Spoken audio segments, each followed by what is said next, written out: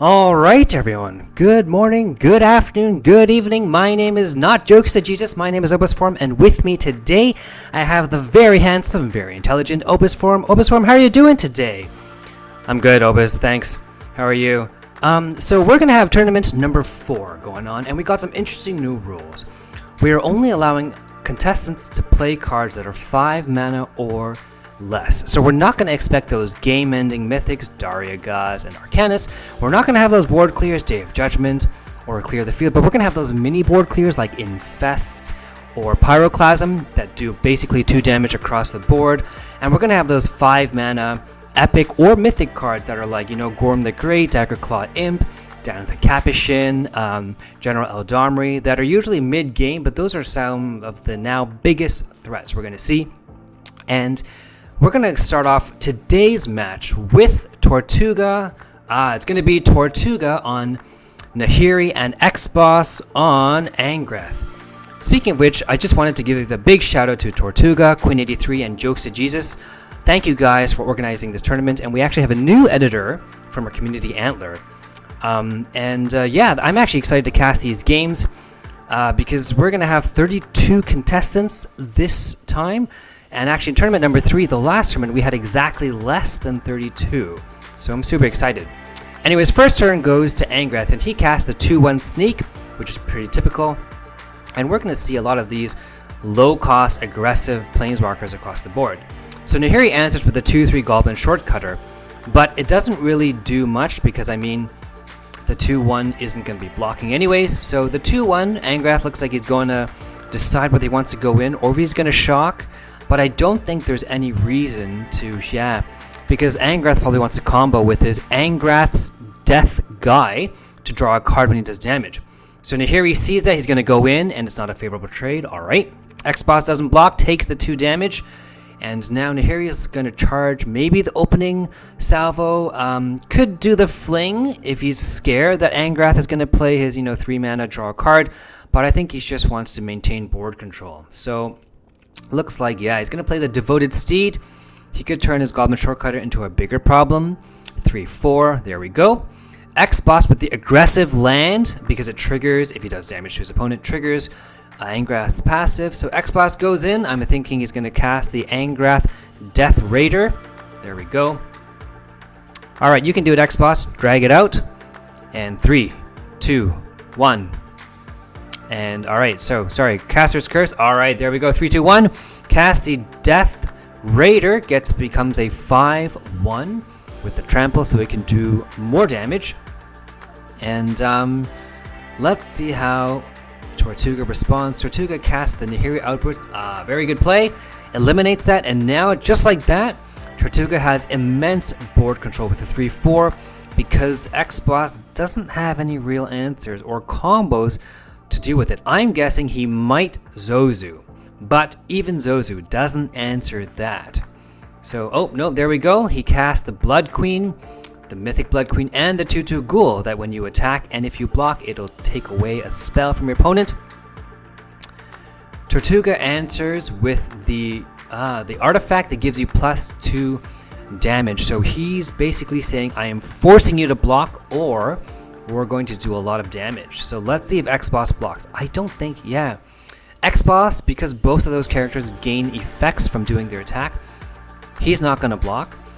And also, if he does damage to his opponent, then he triggers his passive, giving +1 to all the guys he casts.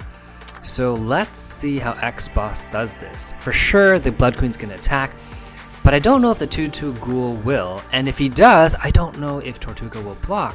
Opening salvo, I believe, only happens and only triggers if he blocks.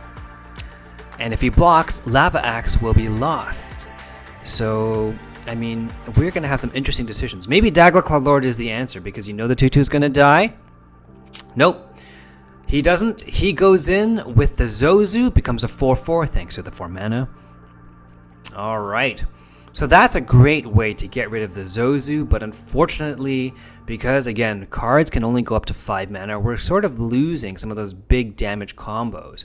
So Nahiri is going to need something to take care of that 2-5. to find a way to really take it out from the sky, and I just don't see that happening. We have the fling, but it's honestly a little bit too late to play that.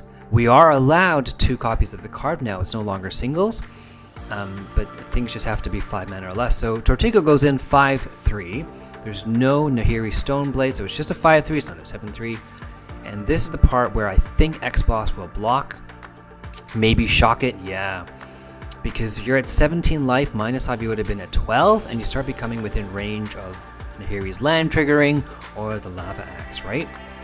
So interestingly enough in this tournament, because we're going to have a lot of these fast planeswalkers with cards 5 mana or less, I believe we're going to start having a lot of people having card draw issues where they can have mana or they just play all their cards and they all trade evenly, but they start just top decking. So we're going to see that probably more often than not in this tournament, at least in the beginning.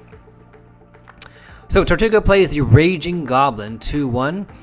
I think he might not attack. He's probably looking... Oh, he does! Okay, and he doesn't even cast the Blade. I don't know if that is a blunder, because although you can fling, I don't know if you want to fling that guy in particular. I think you would have wanted to maybe use the Blade on the Goblin, force him to do more damage at least, and then cast, but as it is, Tortuga missed 4 mana.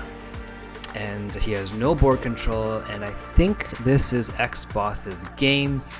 It's 5 cards, rather 4 cards now in hand, plus 3 on board, so 7 cards versus 1. Similar life total, and they're both aggressive decks, which means, yeah, this is going to be Exboss's game. I mean, at white and red with 5 mana or less, you're really looking at Sylvia Brightspear, 5 mana, to make everyone 1 health, and then like a Pyroclasm, which is going to cost you 8 mana in total. But even if Tortuga had that, I don't think that would save, because Exboss has another Daggleheart Imp and a Courtly Killer in hand. Yep. So, well done, Exboss. That's game number 1, and it's a best of 3. So interestingly enough, in this tournament, it's going to be the same Planeswalker for the best 2 out of 3.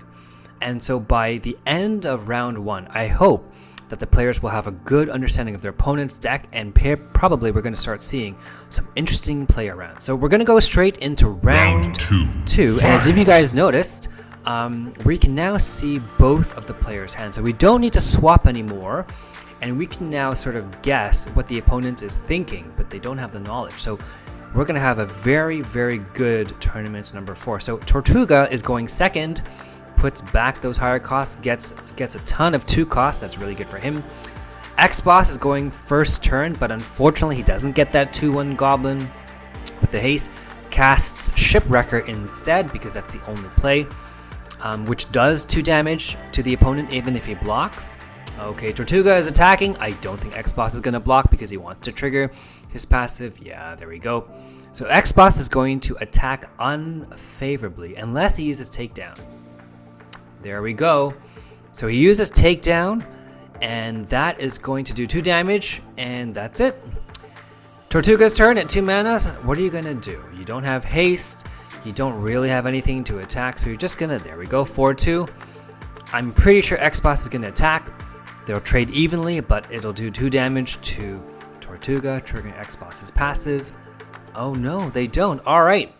Tortuga trying to maintain board control, perhaps with 3 mana next turn, either attacking with the blitzing guy or using Warhorn and an opening salvo. We don't know what he's going to get. As it is, Exboss plays the 3/2. Now it's going to be, sorry, the 3/1. Now it's going to be 4/1. And the 2/2 Ghoul, it's going to be 3/2 thanks to Angrass passive. All right, there we go. Opening salvo. So it is a trap, and it's a trap. I mean, it is a trap. Exboss, are you going to block? I think you're going to use the 2/2 to block, right? But you're expecting Tortuga's trap, because I think that's just how Nahiri's going to play, with some sort of board control. White traps are very powerful. Oh no, okay. All right, Exboss, even though he can't see Nahiri's trap, pretty much saw it. But Nahiri's trap is going to trigger no matter what when he blocks. I'd block, yeah, the 3/2, because Tortuga doesn't have a spell, so it doesn't, it just kind of kills that guy, and he keeps the 6/2. Very well done. But as it is, Exboss has now 5 cards, 4 on the board, that trigger the +1 thanks to his passive and the 1. So they're even Steven cards, but Tortuga is losing on life. And again, we're looking at both plainswalkers being very aggressive with their aggressive land. So Tortuga does his 2-1 haste guy with the shield, and now, yeah, Exboss has to start blocking, because 19 life, you don't want to take 6 to the face. Actually, he does, so it's even life, but I think Exboss is on the win, because those guys are sneaking. He's probably going to block the 4-1. There's probably no traps, he's assuming.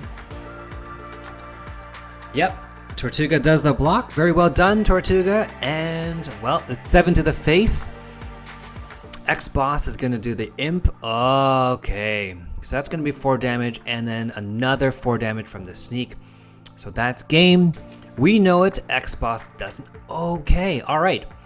So we're going to have some interesting plays. We can use the blade maybe to force more blocks. No. But then we're going to have to fling to get rid of the flyer or the sneaky guy. But no matter what, even if they kill both the... Yeah, even if he loses 2 creatures, even if Exboss loses 2 creatures, he's still going to win because he's got a flyer overhead and a sneak or the 4-3 guy, which is going to be 8 damage no matter what. So I think Tortuga is just trying his best, but... You know what, Tortuga? Stick it to him. Do 3 damage to Exboss's face. Nah, okay. Well played, Tortuga. Good try. And that is best.